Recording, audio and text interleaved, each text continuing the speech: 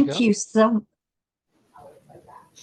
Thank you so much, Matthew. I have really enjoyed working with the Natural History Society of Maryland, and I think we need to remind people to mute, don't we?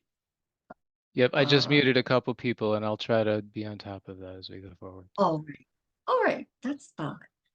Anyway, it's a pleasure to be here. My name is Marion Lobstein. I'm a transplant this year, 50 years to this general area, Virginia, but I know Maryland well and DC.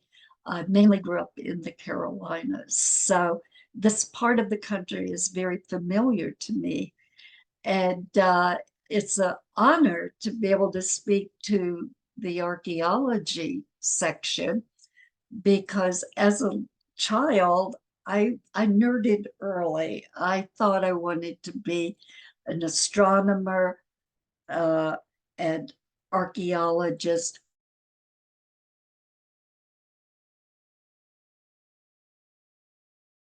To wanting to be a marine biologist, but I went to undergrad school in the mountains of North Carolina. There at this time in geological history. So I became a bio major. And once I started seeing the plants in the western part of North Carolina, I was hooked on botany and plant taxonomy and have not recovered from that. But my interest in medicinal plants, I think, formalized more later on in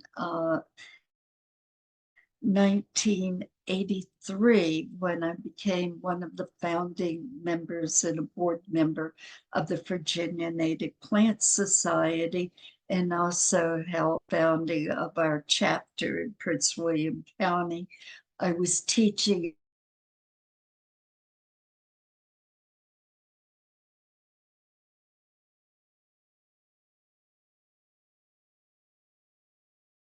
and with that, former students who was sort of the impetus behind that group wanted to start a newsletter and asked if I would write an article. Well, I did, yes. Well, 41 years later, I'm still writing articles for the newsletter and for other publications. And I'll tell you where you can access those at the end of the program. But back to the beginning, sort of here for this topic, I mentioned the visiting the exhibit at the museum. Uh-oh, that's the wrong screen. My apologies. This is what I wanted to just mention. That boy, these are my notes actually. I can make available to you from the talk. This actually will give you a list of the major medicinal uses or some of the medicinal uses of the plants we'll be talking about tonight. And I can tell you how to get a copy of that. This, I believe, is the correct thing. This is a paper I wrote for Northern Virginia Community College publication in 1993 after seeing the exhibit at the Natural History Museum of Seeds of Change. It sort of pulled together a lot of my interests, this idea of plants being exchanged, as well as diseases, as well as animals, cultural exchanges, and so on. And I began researching that topic, and I can make this paper available to you. But that is not the exact focus tonight. Where my focus is for the main part of the program is where all of this started with Jamestown in our area. And I'm going to go back to the beginning slide. Oops, that's not quite correct.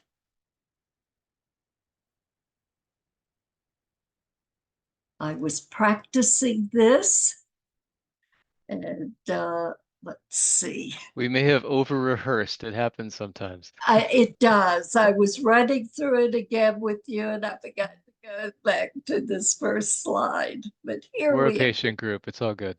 Oh, good, good, good. So you don't see anything yet. Not yet. Okay, here we go.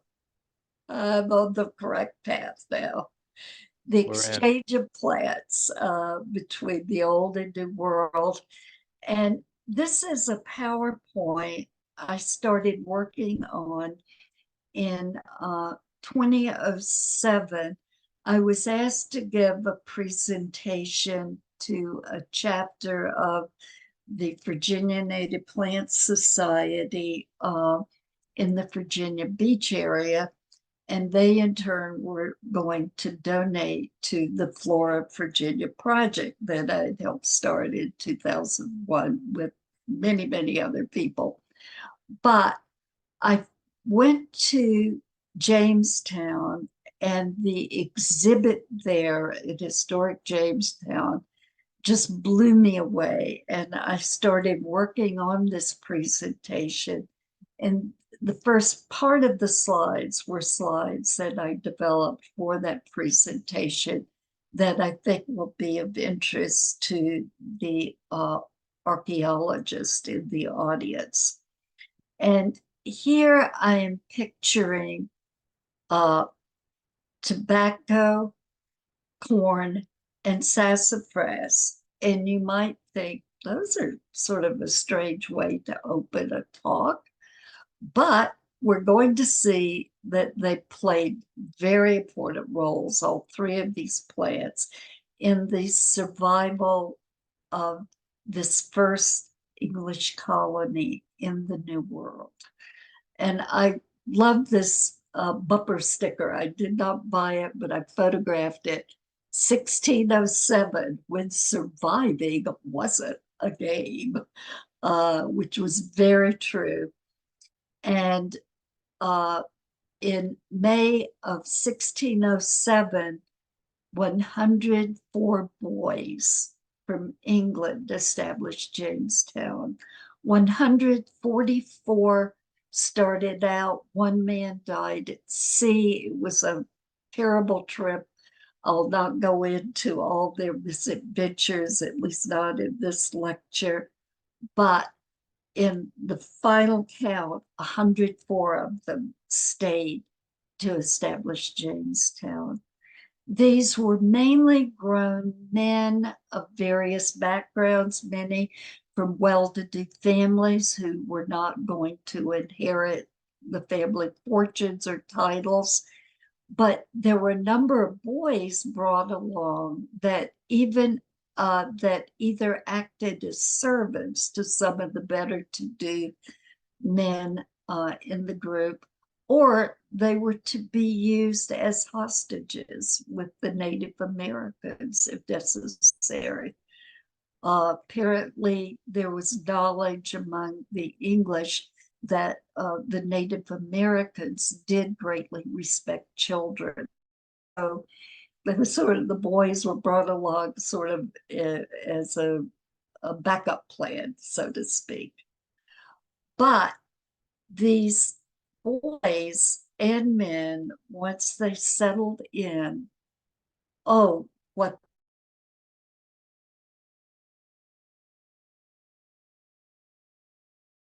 constant and the discovery. And their main goals were God, glory, and gold. At least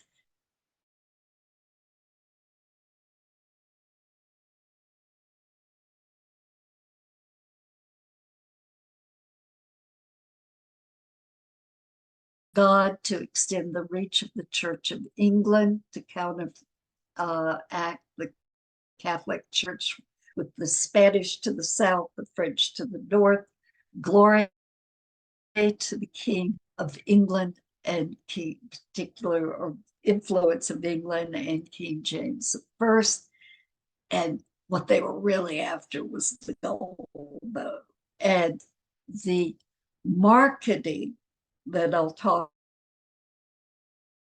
about the riches was, not so true, but it got these at least initial settlers on the way. Here is Jamestown, and certainly the James River as well as Jamestown were both named in of King James I of England. But again, it was the gold. And in England, there had been this marketing campaign, essentially like El Dorado, the streets lined with gold. Well, that really wasn't true, but this was one of the marketing ploys to get these settlers or early would-be explorers and settlers to sign up. What is interesting, when Captain Newport returned to England with the 3 ships, he filled the ships. I'm not sure with all 3 of them, but at least one, the hold was filled with what he thought was gold. When the ship returned to England, it turned out it was pyrite or fool's gold, not real gold. The real gold, though, that was found was in plants. And particularly with Jamestown, here were 3 areas or plants that really saved the colony. Tobacco, the gold, which has a golden leaf when it's dry. Corn, which has golden kernels. And sassafras, as a botanist, I'm stretching it a bit. The sassafras flowers blooming right now are more a yellow or sulfur yellow than gold, but we'll pretend they're golden. But these 3 plants helped save the colony. Tobacco had been grown in the Chesapeake Bay area by Native Americans for hundreds of years. It originated in South America 5,000 to 7,000 years earlier. And the local Powhatan Indians were mainly growing Nyctiana rustica. And this was the species the colonists first sent back to England. However, the British had already been exposed to Nyctiana tabacum that the Spanish had brought back in the early 1500s from the New World. The seeds, the plants were kept secret to the point of anyone stealing the plants to propagate would be put to death. But somehow John Rolfe, who later became the husband of Pocahontas, was able to procure some seeds, and he began to grow Nyctiana tobacco.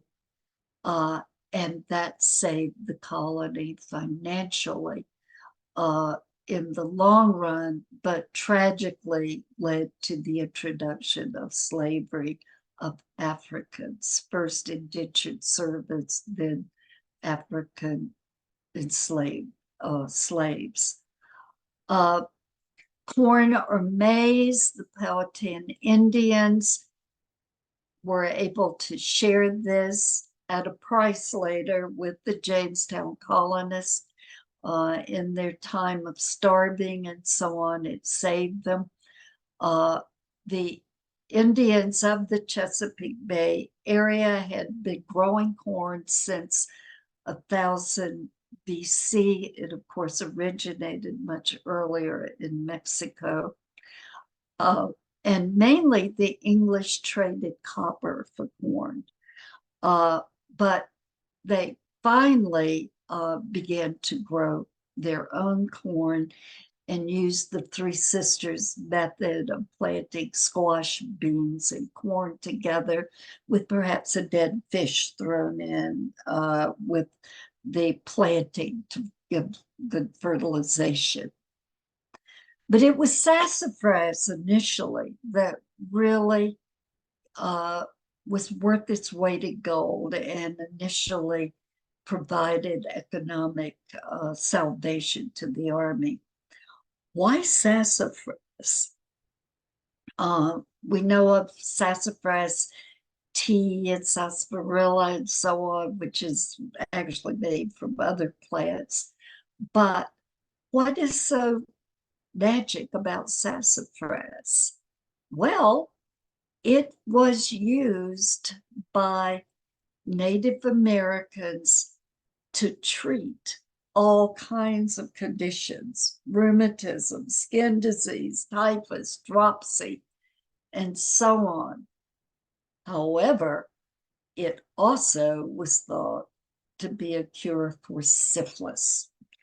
And we're going to find out many of the New World plants introduced into England, they were often, their primary purpose was to treat syphilis and other sexually transmitted diseases.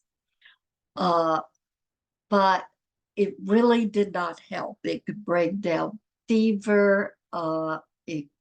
It could do some things to alleviate the symptoms, but it certainly did not cure syphilis.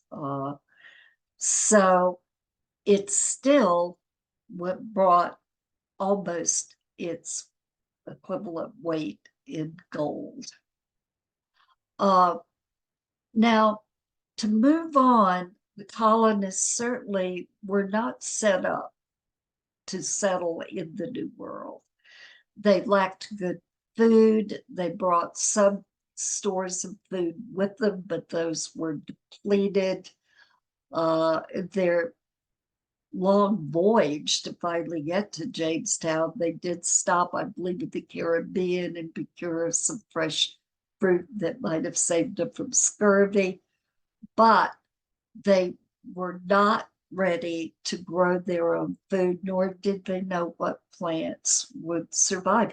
These were not farmers coming over. These were people seeking their fortune primarily.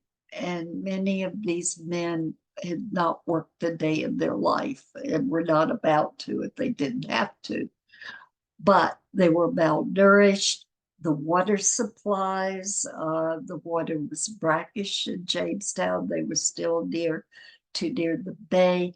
The water was contaminated, so dysentery, many other intestinal diseases were spread through the water. Their clothing was heavy wool or linen garments, heavy boots. They were not ready for the extremes of temperature. They weren't ready for malaria, typhoid, and all the intestinal.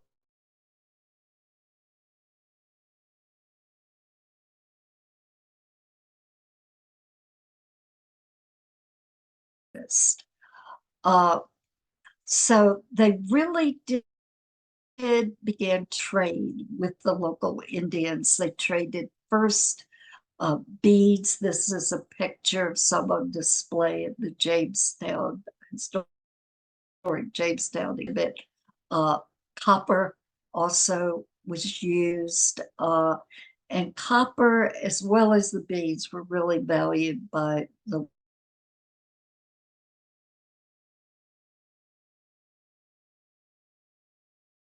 Pocahontas with the Powhatan Indians, uh, maize, which is New World corn, pumpkins, beans, local nuts and fruits, strawberries, even pawpaws, really say these early settlers. And by the end of the second year, the cost of maize had gone from 1 copper kettle to 12. So they were getting pretty desperate. Captain John Smith, who was head of the group, I'm sure all of you are familiar with his early explorations of the Chesapeake Bay, including going up into many parts of Maryland. He sailed by what is now Annapolis. He sailed up to Washington, D.C. He sailed over to the eastern shore and so on from the James River down here in Virginia. And certainly these early explorers and colonists began to realize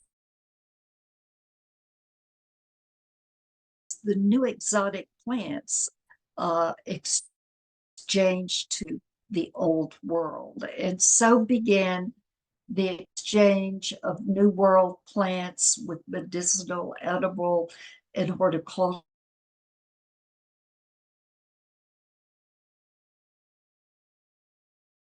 uses of the European continent.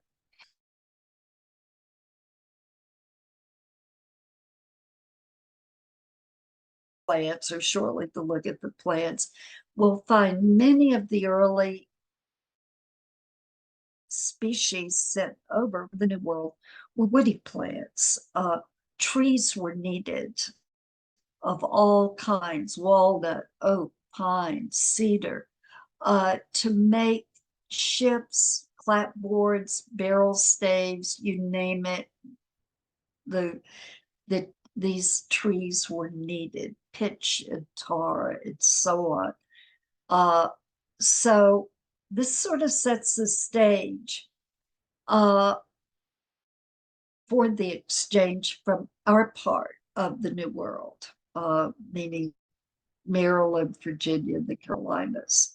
There was an early botanist that came in 1608, Johannes Fleischer, only 25 years old. He arrived to search for plants, but he died of intestinal diseases that same year. Apothecaries, though, also came in 1608.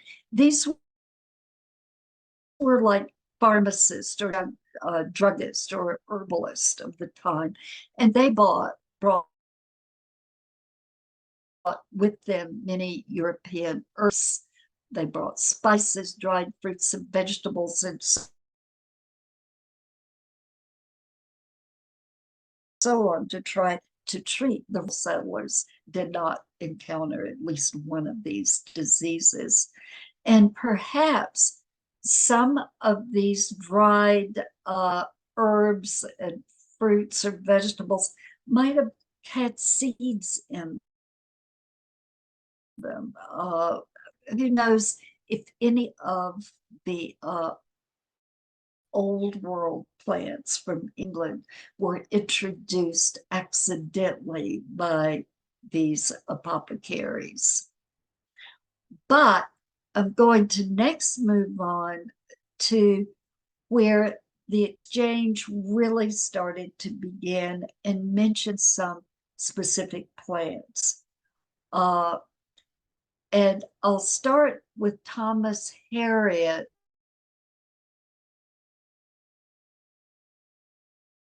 the settlement of Georgetown. In 1588, he published an account of the exotic plants and animals in the colony of Virginia. Captain John Smith took back sassafras and as the better tobacco. First, he took the Ristica, which didn't go over too well, but later, when John Roth got the better tobacco, the tobacco species, then he helped to introduce these into England. John Tradescan, the elder, well-known botanist for the Royal Company, he introduced spiderwort, Virginia creeper, Maryland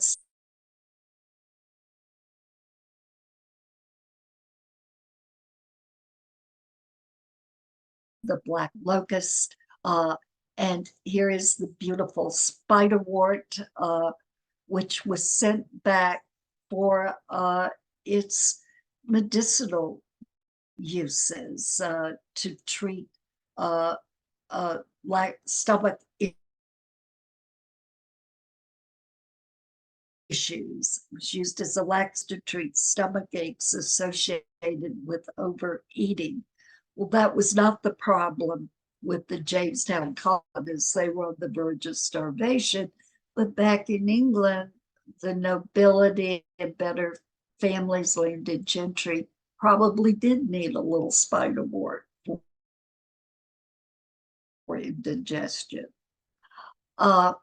Then John Tradescan's son, John Tradescan the Younger, introduced a whole host, mainly of woody plants, but some herbaceous plants as well, aster species, monardas, evening primroses. He actually visited Virginia on 3 occasions. And altogether, the two Tradescans introduced 90 Virginia species, and these would have been also native to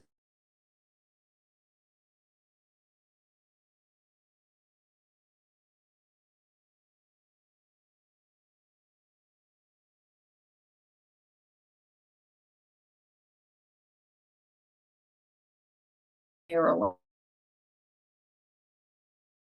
Bannister came over from England, and he helped to found the College of William and Mary.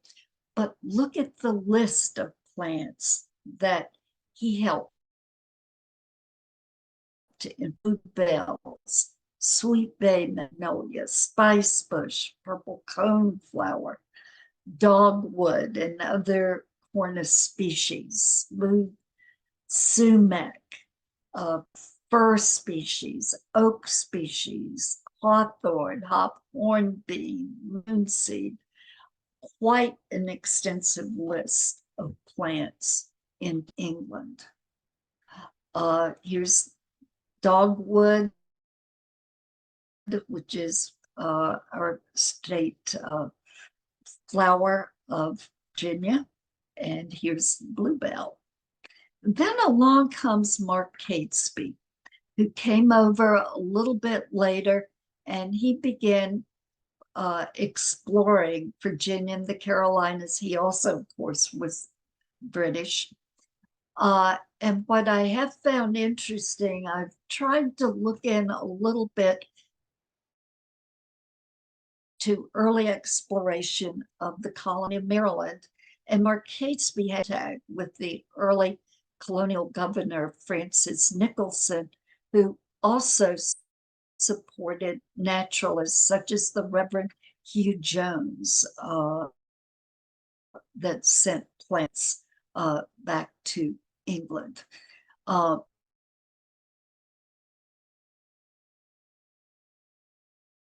Such as sassafras and birds. He did introduce allspice to England, and he published his wonderful book, Natural History of Carolina, Georgia, Florida, and the Bahama Islands. Another point near and dear to my heart is that he also met a young John Clayton,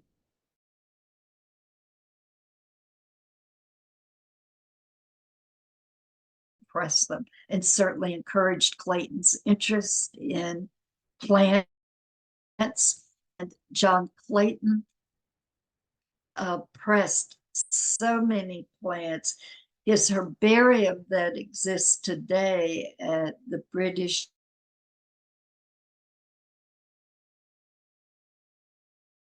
specimens, there are others and other collections, but he sent many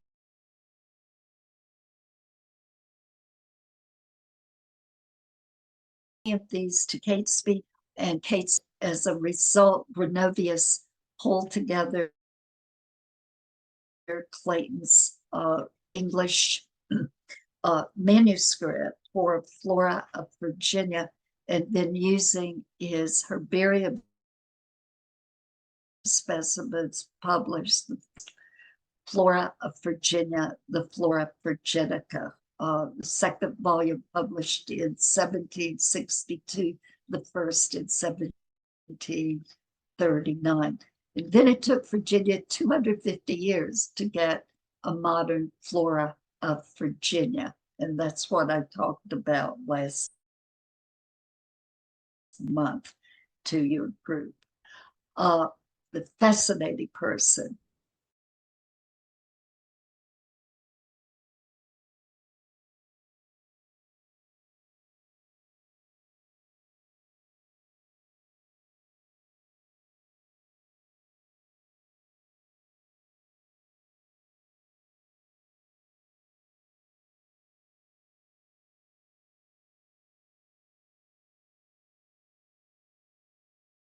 Bartram was in Philadelphia.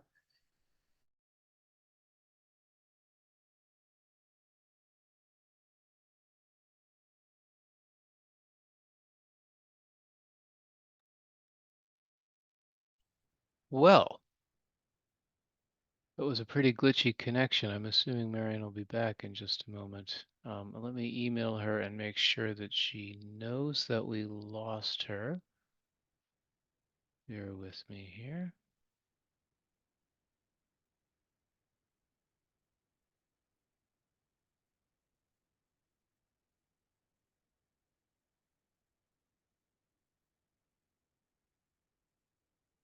Actually, why am I?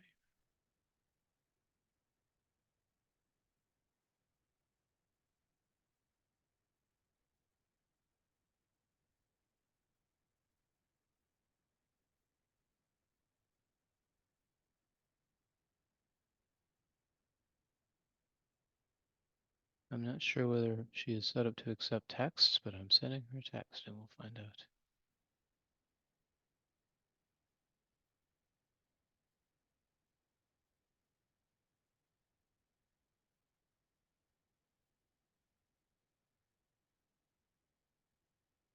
Thank you everyone for bearing with the ebb and flow of the modern technological world.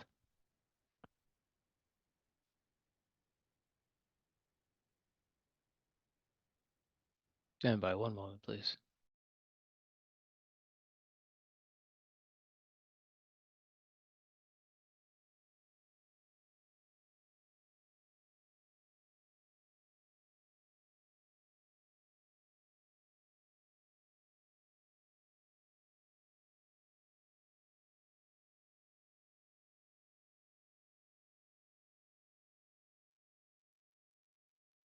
Matthew? Welcome back, Marianne. I was just trying to call you. All right. I think I did not know what happened. I did not touch my keyboard. It had been glitchy for a while, and then it seemed to get better for a while, and then it started to Oh glitch, and you dear. were sort of freezing up a little bit, and I figured we would just write it out because that's, that's what happens when All you're on right. Zoom. And then you disappeared. Well, let me move on through my slides. And let's see, I will have to really move a little faster, but what I was starting to say is that in England, there were individuals that were working, such as Hans Sloane and Peter Veer, an apothecarist in London, to work with some of the early American explorers, or I should say Maryland explorers, such as Reverend Hugh Jones and David Krieg, as well as William Vernon. So I've already said a little bit about Bartram and Clayton. So I'm going to move on to just two more names, Frothigill and Calm. These were early explorers in Virginia, and I think Calm actually went into Maryland also. And Calmifolia, the mountain laurel, is named for Peter Calm. But here are some of the species that I have been able to document that moved to Europe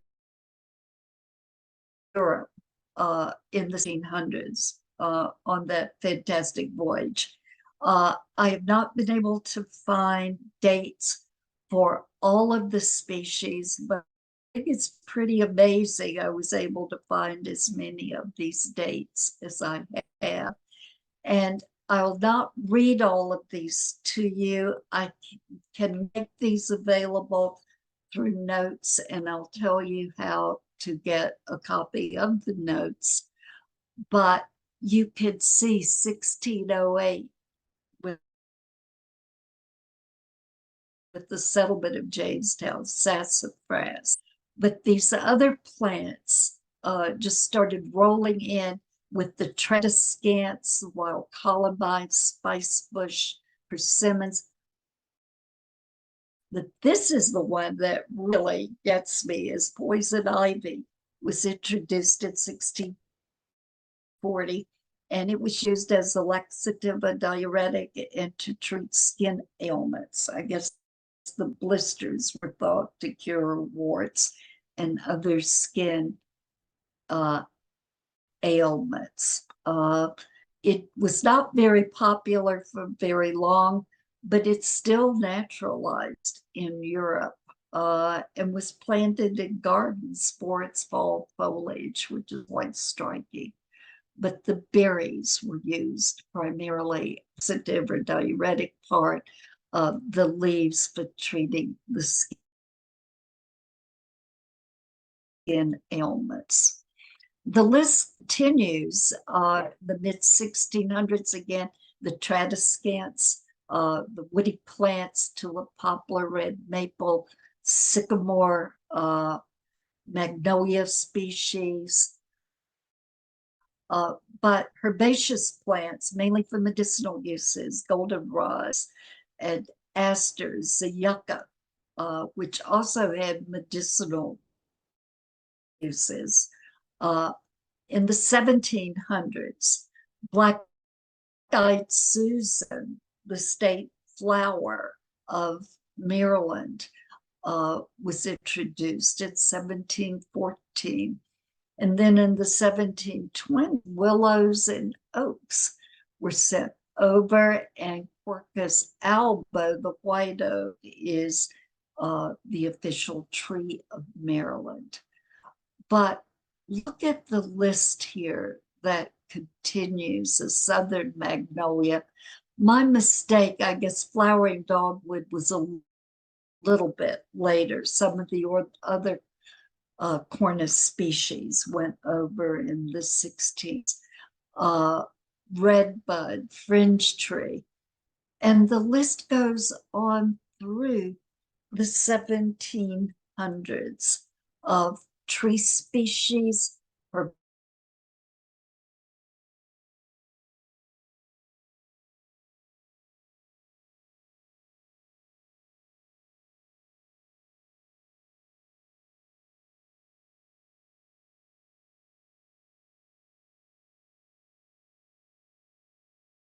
weed was used medicinally uh, to treat various ailments, as well as to color wine, not of the best quality, and people started being poisoned by the poisoned pokeberries, even though they make a beautiful color and could be used as an ink source. Uh, Here are some of the species I've been able to document that have naturalized in Europe. Look at this list: evening primroses, wood sorrel, believe it or not, blue-eyed grasses, pokeweed, as I mentioned, Jimson weed, black-eyed Susan. Uh, they may have sent us dandelions, but we sent ragweed species, apocoboros, over to Europe. And again, these have medicinal uses: asters, goldenrods, orangerods, poison ivy, as I mentioned earlier. Uh, with the exchange going back the other way, here we bring in another group of settlers that started to come in 1608 and 9. And these were women that first came into the colony. And they did not want to leave home without their comfort plants to treat illnesses, to be used as food plants. So many of these early colonists that were women, they were more interested in day-to-day survival, and they wanted to bring from England what they were familiar with. And so began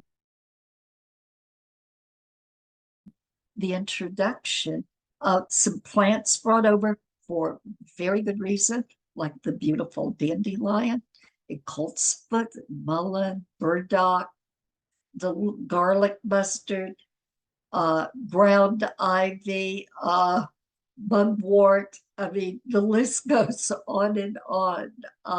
Oxeye daisy, purple dead nettle, henbit, heel teasels, Queen Anne's lace. Uh, the list is quite impressive: chicory, better in eggs, the wormwoods, the mugworts. And then some plants, I just sort of throw this in as a last thought, uh, were found on both sides of the Atlantic. Yarrow uh, was probably brought over uh, with the early Native American settlers from Asia into the New World. It was used to treat wounds. It was called woundwort. Sweet flag was used by American Indians for sore throats, and in Europe was a strewing herb. Species of Artemisia were used on both sides of the Old and New World to fight parasitic worms. So it's hard to say when these were brought in or their original origin. Uh, so here is yarrow, here is sweet flag.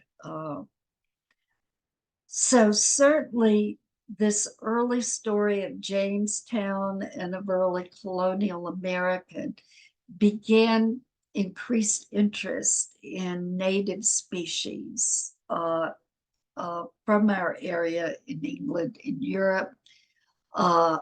Also, though, the introduction of many of our naturalized plants, like the dandelions, began with these colonists.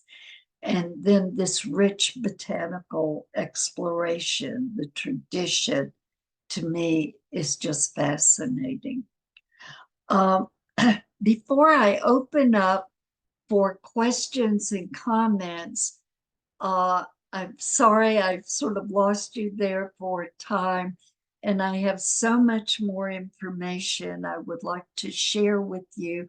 And I think you have questions also you might want to ask tonight, or I'm going to encourage you to email me. And if you would, in the email, just put a little, maybe abbreviate Natural History Society of Maryland or something like that. So I know you're not a political email. I delete so many of those every day. Uh, and also, a lot of the information I'm talking about tonight, I hope to soon have posted on a website on the Virginia Native Plant Society's master website. It's called Botanizing with Marion, and it has 41 years of my articles. It's got checklists. It's got information on flora of Virginia, all kinds of crazy things I keep getting involved with. I'm going to grow up and retire one day, but I hope not very soon. So anyway, I'd like to see if there's some questions or comments in the chat. We do have a couple. The All first right. one from Justine, it's a multi-part question. I'm curious as to how you were able to document the traveling species by name. Were the plants named scientifically at that point? Were the common names the same as today? Um, I've used any number of resources, and I can provide a bibliography of some of these major resources. But that's an interesting question. By the time Linnaeus was assigning his binomia, we were nearing the Revolutionary War at the end of the 1700s. And that's when this exchange, at least from the new to the old world, certainly slowed down. But John Ray, other earlier botanists, certainly in their writings, you're able to backtrack, particularly with the internet also, what these plants were called at earlier times before they were assigned their binomia by Linnaeus. And of course, many of those have changed and so on. But I don't know if that answers the question or not. But it took a lot of poking around. And back in the 90s, it was more from books I had on hand from my own personal library or ones I checked out. More recently, well, even from later on in the 90s to today, we've got our wonderful internet. And we could Google these things and research them. I was kind of noticing that some of the scientific names actually derive from the names of the explorers you were mentioned, like Tradescantia for the spiderwort. So, Or John Clayton, mhm. Claytonia virginica.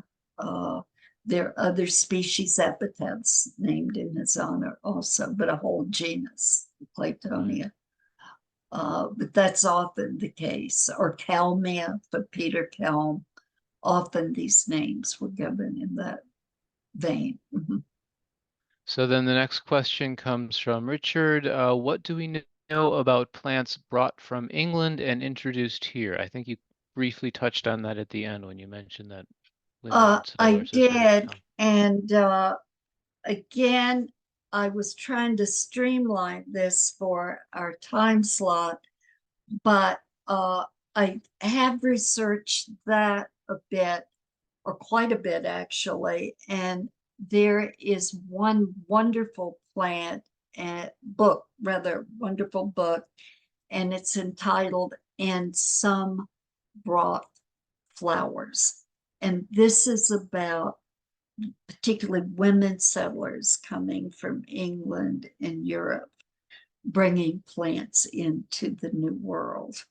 And that's a wonderful resource, and it's still available on Amazon. Again, I can list some of these resources and make them available. Wonderful, thank you. And then Steve is asking, what sources did you use for medicinal uses of native plants? And then he has a couple of suggestions. Morgan and Perry 2010 traditional medicinal plant use among Virginia's Powhatan Indians from the Virginia Natural History Mhm. Society. And then Daniel Merriman's 1998 Native American Ethnobotany from Timber Press. Did you use either of those? And what No, I others? did not, but I would like to get copies of those. I've I have quite a library now on medicinal plants.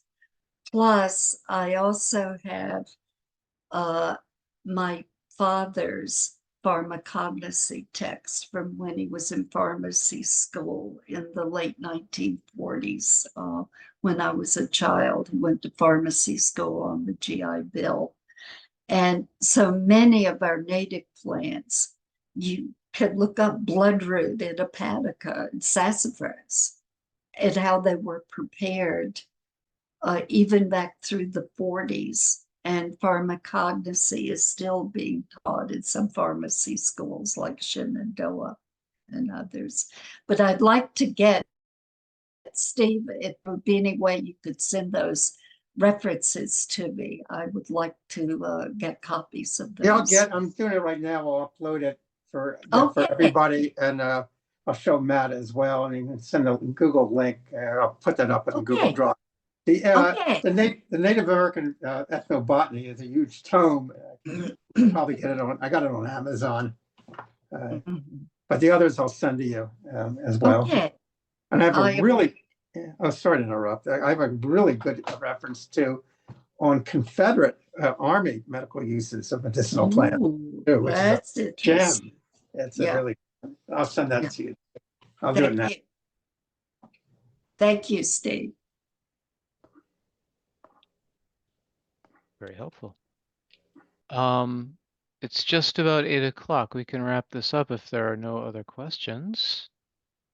Well, I have one last slide, and I would like to thank the Natural History Society of Maryland and also Matthew Falk. You've been so nice to work with me, Matthew. And believe me, as you could tell, I've only scratched the surface of this Oh yeah. fascinating topic. And I'd like to thank all of you for watching. And I hope to hear from many of you. If you could share information or want additional information, I can email it to you or tell you where to get information. Thank you so much. And all of the scholarly papers that you've published are available on your website as well, I think, as well as links to other resources. It's a treasure trove for folks who are into this. Well, it's fun. It's just fascinating. There's so much to learn. That's the worst thing about getting older. Here at 78, how many more years do I have? And I've got so much to learn still. And share and share. I'm a teacher at heart. Yes. Absolutely. Thank you for sharing all of this with us. I appreciate your time very much. Thank you, Matthew. And Thanks to thanks all of you. Thank you. thanks everyone for dropping by. We'll see you right here back again next month. Take care, everyone. Bye bye.